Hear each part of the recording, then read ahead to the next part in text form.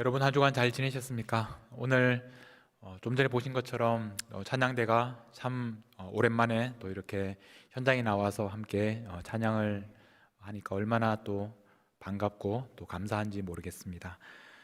지금 이 코비드가 지금 만 2년째 지금 계속되면서 우리의 마음이 많이 움츠러들었는데 또 하나님께서 은혜를 베푸셔서 정말 조만간에 우리가 함께 온 성도가 만나서 예배하는 그날이 속히 오기를 기대합니다. 우리가 오늘 제가 설교 제목으로 잡은 제목은 부끄러워하지 않겠다라는 제목입니다. 여러분들은 최근에 부끄러움이라는 그런 감정을 느껴보신 적이 있으십니까? 제가 이번 주에 설교를 준비하면서 감동적인 사진 한 장을 보게 되었는데 한번 보여주시면 좋겠습니다. 이 사진에서 가운데 있는 아이 이름이 엠블라라는 아이입니다. 11살 아이고 자세히 보시면 보통 우리가 다운 증후군이라고 하는 그 병에 걸린 아이가 가지고 있는 좀 전형적인 그런 모습이 나타납니다. 이 아이는 북마케도니아라는 나라, 아마 잘 모르시는 분들도 계실 텐데 유럽의 그 그리스 바로 북쪽에 있는 나라입니다. 북마케도니아라는 나라에 살고 있는 아이입니다. 이 다운 증후군이라는 질병은 유전적인 병이죠. 그래서 여러 가지 일단 모습으로도 나타나고 또 여러 지적인 그런 문제도 생기기 때문에 이 아이도 학교에서 따돌림 당하고 또 아이들뿐만 아니라 그 같은 반 학부모들도 왜 우리 아이가 이 아이랑 같은 반에 있느냐 그러면서 불평을 많이 했던 그런 아이였습니다. 이런 이야기를 들으면 우리는 부끄러움이라는 감정을 느낍니다. 이 시대에 살아가는 한 어른으로서 이 어린아이를 따돌리고 또 그 부모들마저 우리 이런 아이를 차별하는 그런 모습을 보면서 우리 마음에는 부끄러움이라는 감정, 이 사회를 보면서 그런 마음을 가지게 됩니다. 그러나 막상 우리가 이제 이 엠블라와 같은 또래이고 그 같은 반에 있는 친구라면, 또는 우리 아이가 있는 반에 이 엠블라 같은 아이가 같은 반에 있다면 우리들도 어쩌면 비슷한 모습을 보였을 겁니다. 우리 누구도 그 당시 아이들과 부모들과 다른 그런 모습을 보였을 거라고 자신을 할 수가 없기 때문에 우리의 마음에는 부끄러운 감정을 느끼게 됩니다. 이 사진에서 왼쪽에 있는 그 남자, 저 사람이 바로 그 북마케도니아의 대통령입니다. 이 북마케도니아의 대통령이 이런 사정을 듣고 엠블라의 집에 갔고, 그리고 엠블라의 손을 잡고 지금 함께 학교에 가고 있는 중입니다. 그래서 학교에 데려다 주는 모습이, 이 장면이 굉장히 인터넷을 통해서 알려졌고 많은 사람들에게 감동을 주었습니다. 그 나라에서 가장 힘 있는 사람, 대통령이 그 나라에서 가장 연약하고 차별받는 아이 11살 엠블라의 손을 잡아 주었던 이 사진이 우리에게도 큰 감동을 주고 있습니다. 이 사진을 통해서, 이 사건을 통해서 아마 사람들은 이 엠블라를 지금까지와는 다른 눈으로 보게 되었을 겁니다. 지금까지는 11살의 다운 증후군을 가지고 있는 연약한 아이였지만 이제는 대통령의 손을 잡고 학교에 오던 이 모습 때문에 아마 아이들은 또 그 부모들도 다르게 보게 되었을 것입니다. 그리고 어쩌면 이 아이도, 엠블라도 이 사건을 통해서 자기 자신을 다르게 볼 수 있게 되었을 것입니다. 자기가 얼마나 귀한 존재인지, 얼마나 사람들에게 인정받는 그런 존재인지를 알게 되었을 것입니다. 그런데 저는 이 사진 속에서 아마 가장 유익을 얻은 사람은 아마도 그 마케도니아 대통령이었을 것이다, 그렇게 생각을 해보았습니다. 엠블라의 손을 잡아 주었기 때문에, 그리고 이 사진이 전 세계에 이렇게 유명해졌기 때문에 아마 오늘 이제 이 시간을 통해서 저나 또 여러분들도 저 사람을 이 마케도니아 대통령이라는 존재를 알게 되었습니다.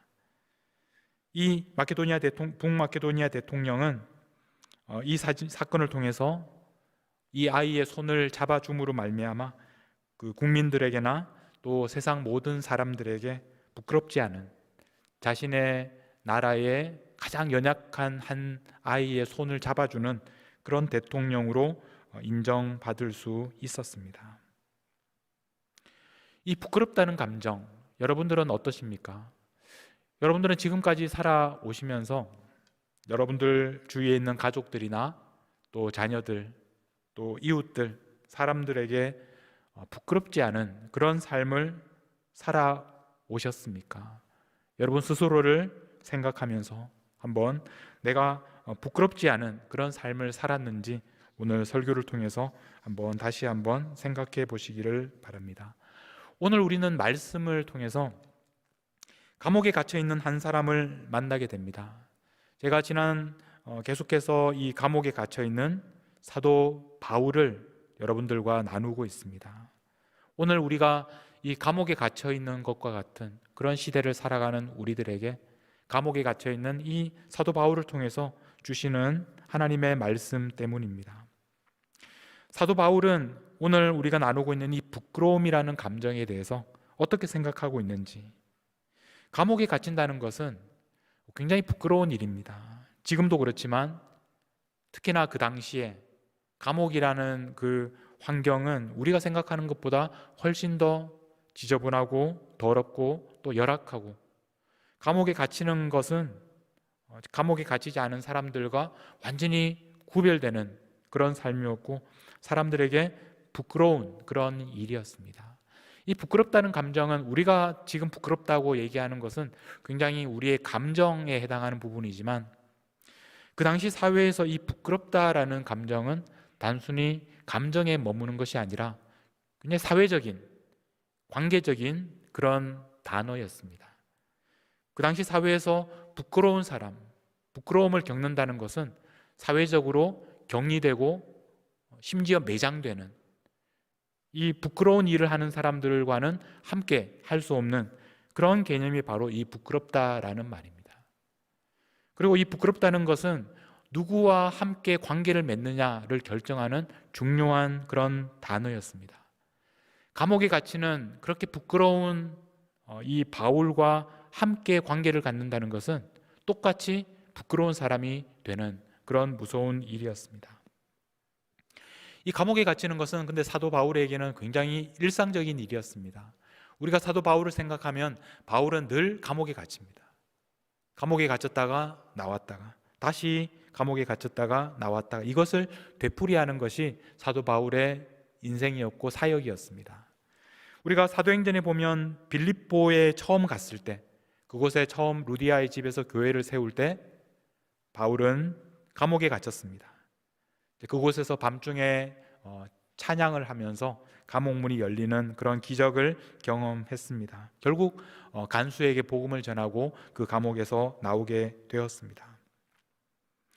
나중에 바울이 빌립보 교회에 편지를 쓸 때에도 바울은 감옥에 있었습니다. 그리고 오늘 우리가 읽은 디모데 후서를 기록할 때에도 그는 감옥에 있었습니다. 그런데 빌립보서를 쓸 때와 오늘 디모데 후서를 쓸 때 바울의 상황은 많이 다릅니다.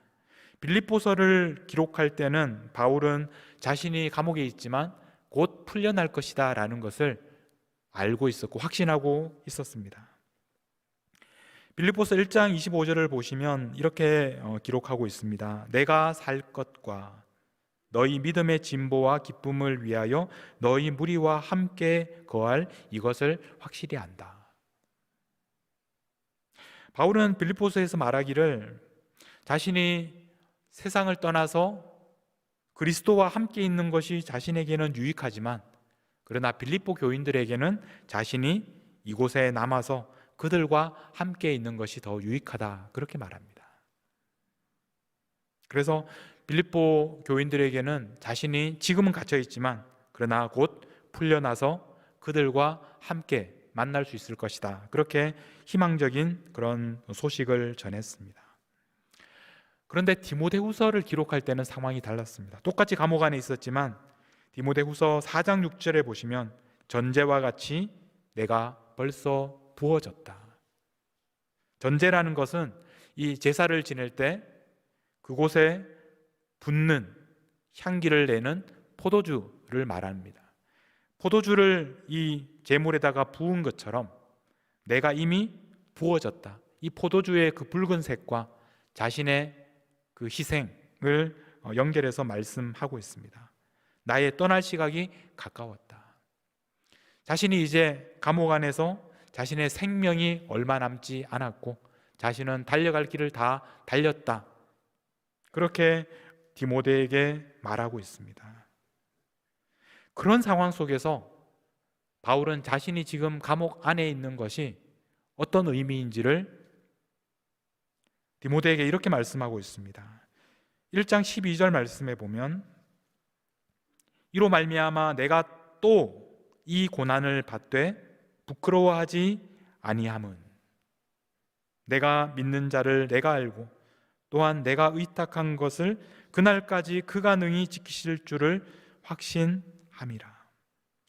바울은 자신이 갇혀 있다는 것을 부끄러워하지 않는다라고 말합니다. 그 당시 사람들이 감옥에 갇히는 것을 부끄러워하는 것이 당연한 그런 시대에, 굉장히 수치스럽게 생각하던 그 시대에 바울은 자신이 감옥에 있는 것이 부끄러운 일이 아니다. 나는 부끄러워하지 않는다.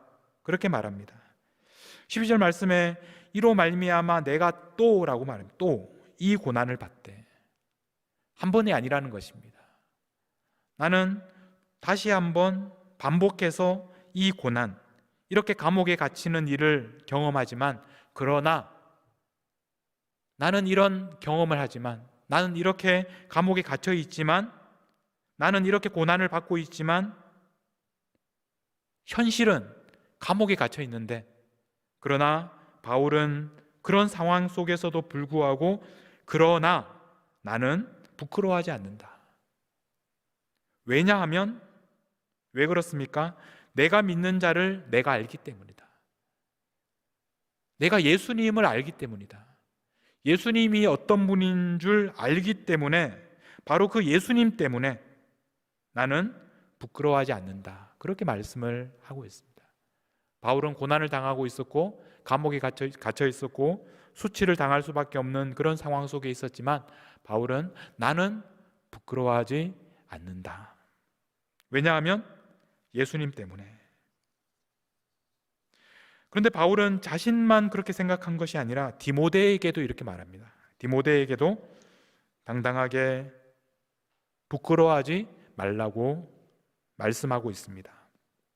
오늘 우리가 읽은 8절 말씀입니다.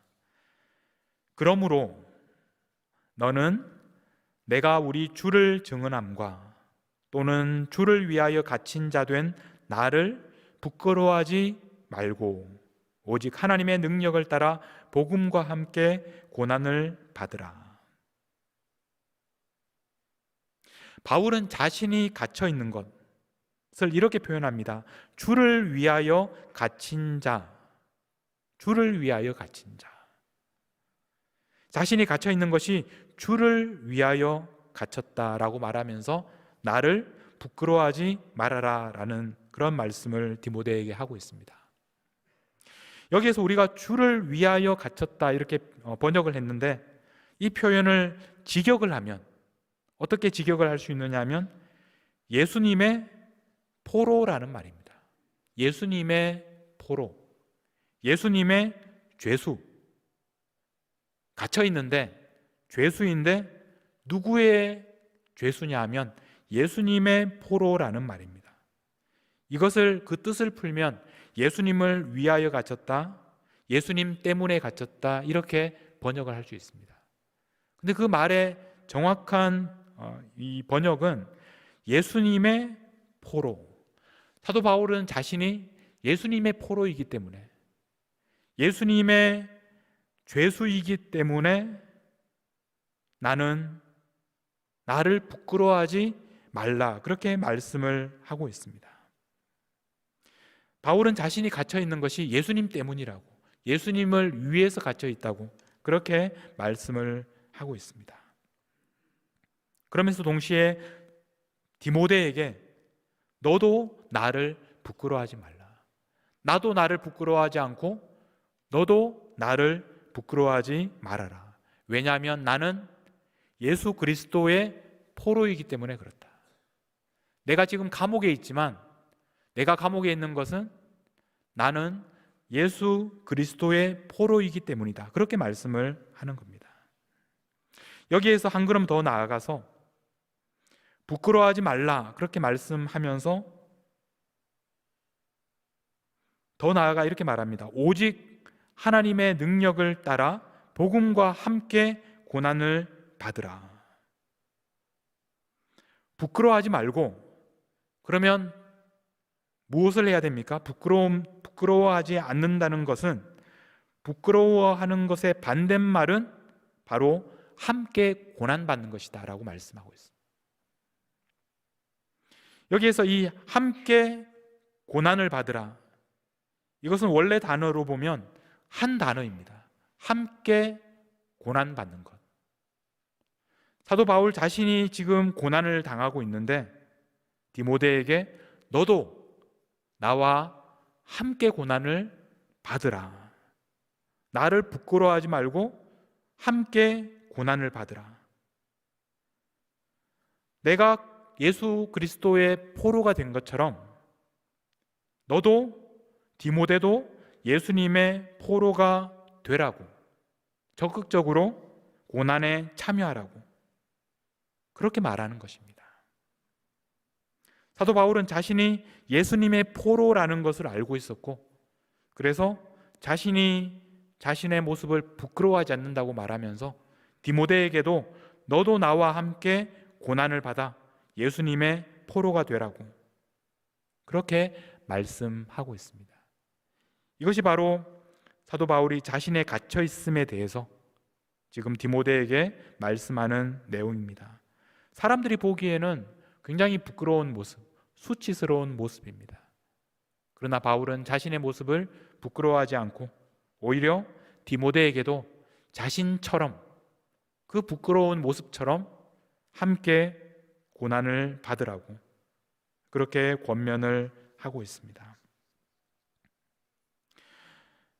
오늘 말씀 뒤에 보면 사도 바울이 이 부끄러워하지 않고 함께 고난을 받았던 한 사람을 소개하고 있습니다. 그 사람의 이름은 오네시보로라는 사람입니다. 오네시보로. 15절 말씀에 보면 오네시보로에 대해서 말하기 전에 아시아에 있는 모든 사람이 나를 버린 이 일을 내가 아나니 그 중에는 부겔로와 허모게네도 있느니라. 이 부겔로와 허모게네는 사람의 이름이죠. 사도 바울과 함께 사역했던 그런 사람이었을 겁니다.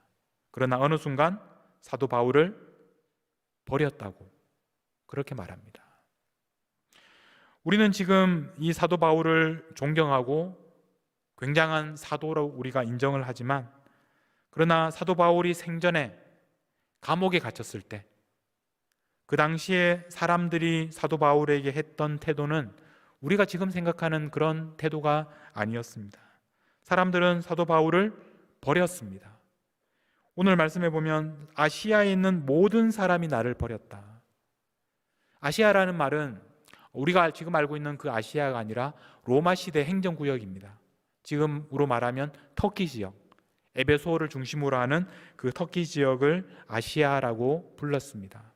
그 지역에 있던 그리스도인들이 지금까지 사도 바울의 말씀을 듣던 바로 그 사람들이 바울이 감옥에 갇히고 부끄러운 모습이 되니까 어떻게 했습니까? 사도 바울을 버렸습니다. 사도 바울을 부끄럽게 생각하고 거리를 두었습니다.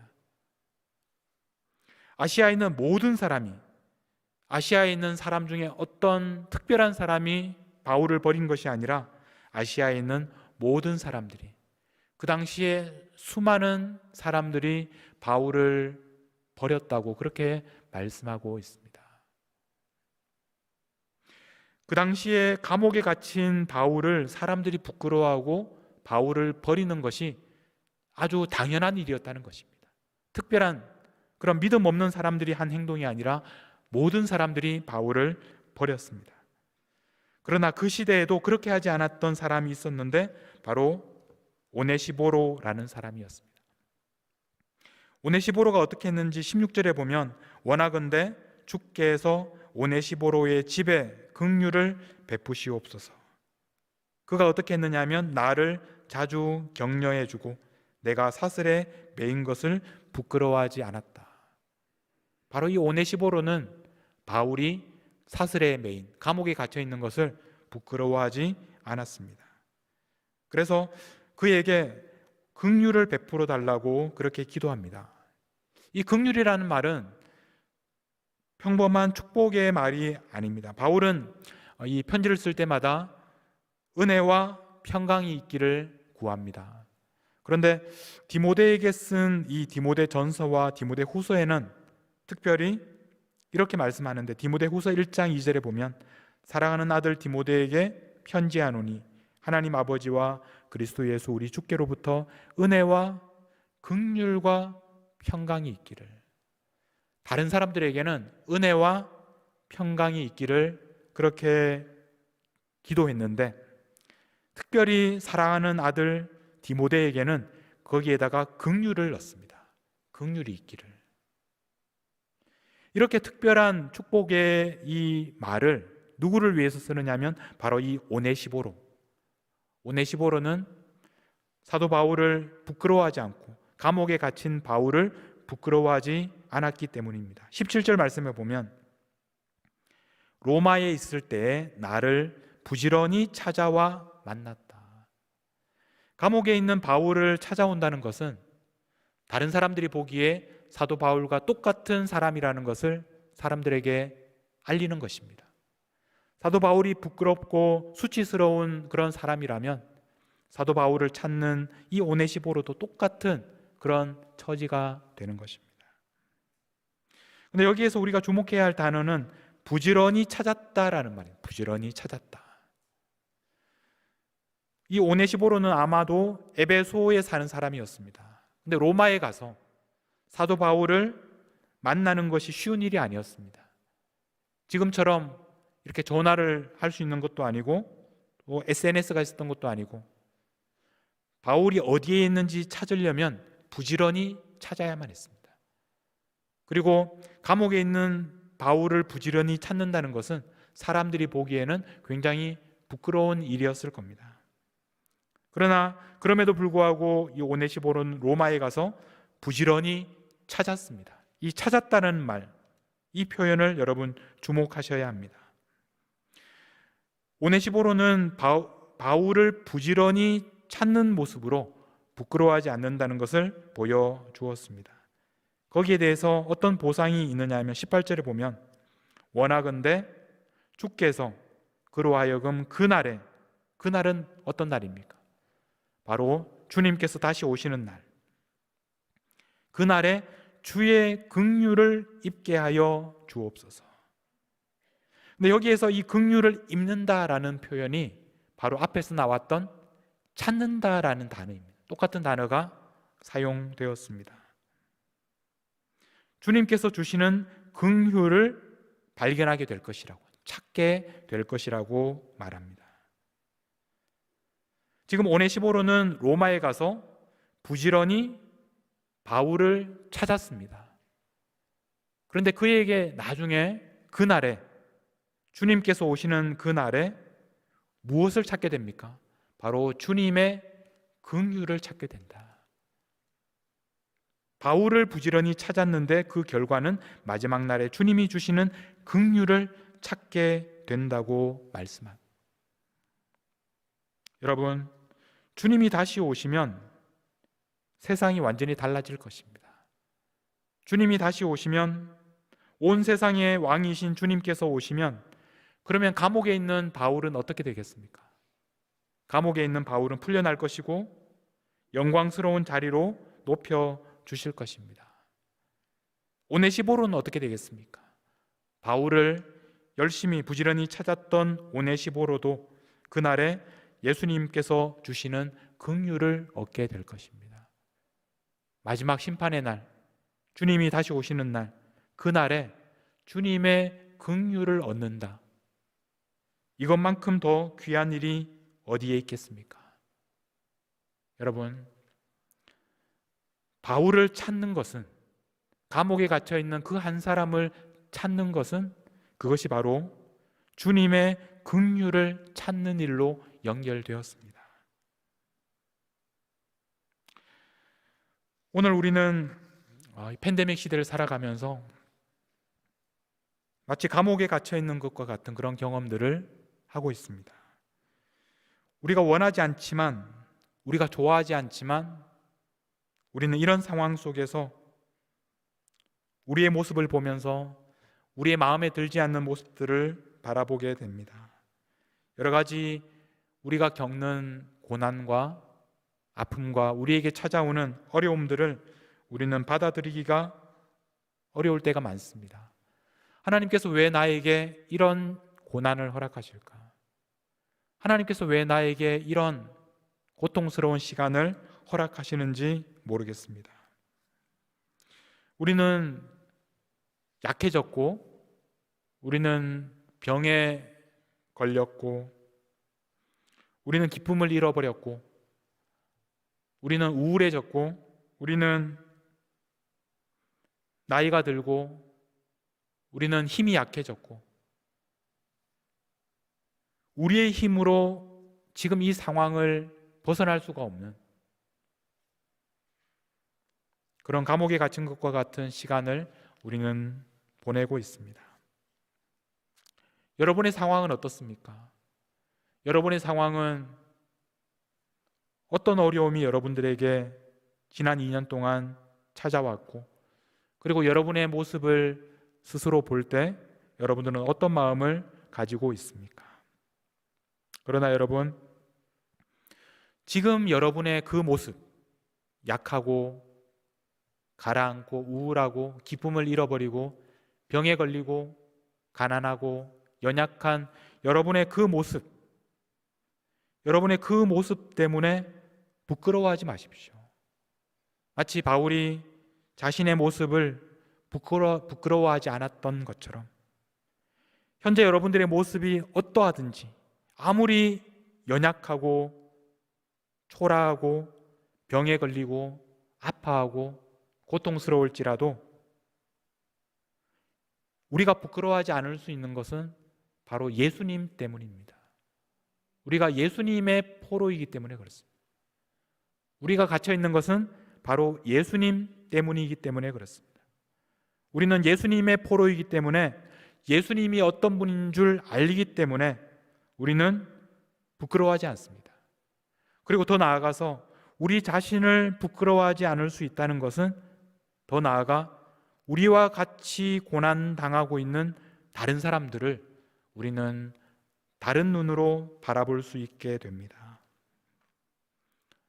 고난당하고 있는 사람들을 부끄러워하지 말고 오히려 그들과 함께 고난을 받을 수 있게 됩니다. 우리가 그들과 함께 고난받기 위해서는 우리는 그 사람들을 부지런히 찾아야 합니다. 지금 곁에 있는 그 사람들이, 고통당하고 있는 사람들이, 아파하는 사람들이 어떤 상황에 있는지 우리가 알기 위해서는 부지런히 찾아야, 그 사람들을 돌아보아야 합니다. 연락하고 찾아가고, 그래서 어떤 상황에 있는지 돌아보고, 그래서 그 사람들의 손을 붙잡아 주어야 합니다. 우리가 지금도 고난당하는 사람, 그 한 사람의 손을 붙잡아 주는 것, 그 사람들을 찾는 것은 마지막 날에 우리가 주님의 긍휼하심을 찾는 그 방법이 되는 것입니다. 그날에 주님의 긍휼하심을 찾기 위해서는 마지막 날에 주님께서 우리를 긍휼히 여겨주시기를 위해서 오늘 우리가 해야 될 일은 지금도 고난당하고 있는 우리 형제 자매들을 찾고 그들의 손을 붙잡아 주는 일입니다. 우리 제일 처음 보았던 사진을 다시 한번 보여주시면 좋겠습니다. 여러분, 이 사진을 보시면서 이 가운데 있는 11살 엠블라, 너무나 연약한 존재입니다. 오늘 이 사진을 보시면서 바로 우리들도 11살 엠블라처럼 연약한 존재라는 것, 우리도 이 세상 속에서 이렇게 부끄러운 모습으로 하루하루를 살아가고 있다는 것을 우리는 인정하게 됩니다. 그러나 중요한 것은 지금 우리가 누구의 손을 붙잡고 있는가? 우리의 손을 붙잡아 주시는 분이 누구인지를 우리가 동시에 기억해야 합니다. 우리는 연약하지만, 그러나 세상에서 가장 든든하신 바로 예수님께서 우리의 손을 붙잡고 계십니다. 그러므로 여러분, 부끄러워하지 마십시오. 우리는 연약하지만, 우리는 힘이 없고, 우리는 가난하고, 우리는 병에 걸렸지만, 그러나 우리의 손을 잡아주시는 분이 예수님이시기 때문에 부끄러워하지 마십시오. 우리가 해야 할 일은 또 다른 연약한 사람의 손을 붙잡아 주는 것입니다. 우리 마지막으로 다시 한번 그 사진을 보시면서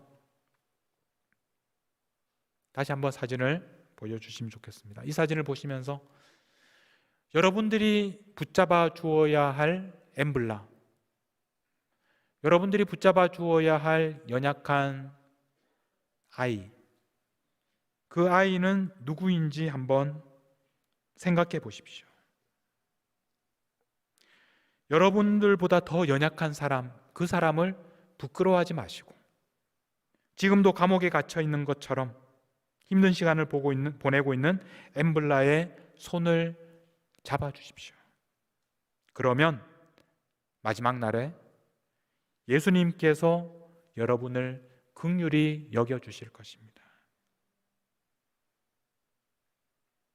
여러분, 오늘 우리는 부끄러워하지 않습니다.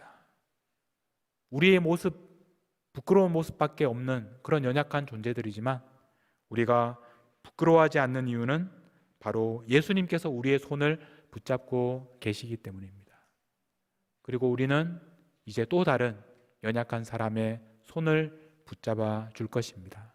그 사람, 연약한 사람을 부끄러워하지 말고 그 사람의 손을 잡아준다면 예수님께서도 마지막 날 우리의 손을 붙잡아 주실 것입니다. 오늘 여러분들과 함께 부르고 싶은 찬양은 주의 손에 나의 손을 보게고 라는 찬양입니다. 주님께서 우리의 손을 잡아주셨습니다.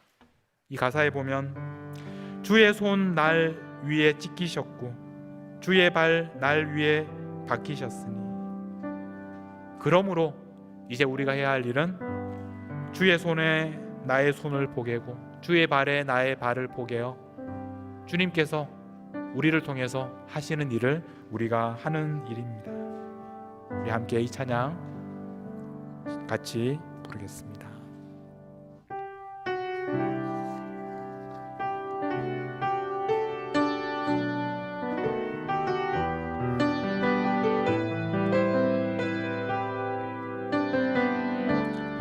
주보혈 날 정결케 하고 주보혈 날 정결케 하고 주님의 보혈이 나를 자유케 합니다. 주보혈 날 자유케 하니 주 앞에 나 예배하는 이 주 시간, 앞에 나 예배하는 이 시간 나의 모든 것을 주님께 드립니다. 모든 것을 주께 드리네. 주의 손 날 위에 지키셨고 주의 발 날 위에 박히셨으니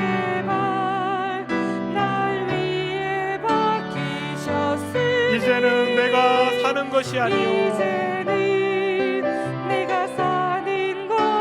오직 주님을 위해서 사는 것이라. 오직 주를 위해 사는 것이라. 주의 손에 나의 손을 보게고 주의 손에 나의 손을 보내고 또 주의 발에 나의 발을 보내고 나의 발을 보내어 나 주와 함께 죽고 또 주와 함께 살리라 영원토록 주 위에 살리라 주의 손에 나의 손을 보내고 주의 손에 나의 손을 보내고 주의 발에 나의 발을 보내어 주의 발에 나의 발을 보내요 나 주와 함께 나 주와 함께 주와 함께 살리라 주와 함께 살리라 영원토록 주 위에 살리라 주 위에 살리라 주 위에 살리라 여러분 함께 하나님 앞에 간절히 기도하며 나아가실 때 여러분들은 더 이상 부끄러운 그런 존재가 아닙니다. 우리의 모습이 아무리 부끄러운 모습일지라도 우리는 더 이상 부끄러워하지 않습니다. 왜냐하면 예수님께서 나를 위하여 대신 십자가에 죽으셨기 때문입니다. 주님께서 우리의 손을 붙잡고 계시기 때문입니다. 우리는 예수 그리스도의 포로가 되었기 때문입니다. 이제 주님께서 우리에게 하신 것처럼 우리도 지금 감옥에 갇혀 있는 연약한 그 한 사람의 손을 붙잡아 주기 위하여 세상을 향하여 나아갈 수 있는 우리 모든 하나님의 자녀들이 되기를 간절히 바랍니다. 우리 함께 하나님 앞에 감사하며 헌신하며 기도하며 나아가겠습니다. 기도하시겠습니다. 하나님 아버지, 예수 그리스도를 통하여 우리의 부끄러움을 없애주시고 더 이상 부끄럽지 않은 삶으로 저희를 불러주셔서 감사합니다. 예수님께서 십자가에서 죽으심으로 말미암아 하나님 우리를 위하여 그 손과 발에 하나님 못 박힘으로 말미암아 피 흘리심으로 말미암아 더 이상 우리를 부끄럽지 않은 인생으로 만들어 주셔서 감사합니다. 이제 이 세상을 살아가면서 부끄러워하지 않겠습니다. 부끄러워하지 않으며 살겠습니다. 주님 앞에서 당당하게 살아가겠습니다. 그리고 연약한 사람들을 보며 부끄러워하지 아니하고 그들의 손을 붙잡아주며 예수님께서 하신 것처럼 하나님 그들의 손에 우리의 손을 맞추고 그들의 발에 우리의 발을 맞추고 그렇게 주님께서 기뻐하시는 삶을 살아가겠습니다. 주님께서 저희들을 통하여 역사하여 주옵소서. 부끄러워하지 않게 하여 주시옵소서. 하나님 아버지, 부끄러워하며 살아갈 수밖에 없는 저희들인데 예수님의 은혜와 긍휼로 구원하여 주시고 저희들의 모든 부끄러움을 없애 주셔서 영광스러운 하나님의 자녀되게 은혜 베풀어 주셔서 감사합니다. 지금 우리의 상황도 마치 감옥에 갇혀 있는 것처럼 사람들 앞에 부끄러운 그런 연약한 모습이지만 그러나 우리는 예수 그리스도의 포로가 된 것을 기억하게 하시고 담대하게 하시고 어떤 상황에서도 부끄러워하지 않게 하여 주시옵소서. 나아가 지금도 고난당하는 형제자매들을 부끄러워하지 않고 그들과 함께 고난당하며 그들의 손을 붙잡아 줄 수 있도록 하나님의 능력으로 함께하여 주옵소서. 우리를 부끄러워하지 아니하시고 우리의 손을 잡아주시는 우리 주 예수 그리스도의 이름으로 기도하옵나이다. 아멘.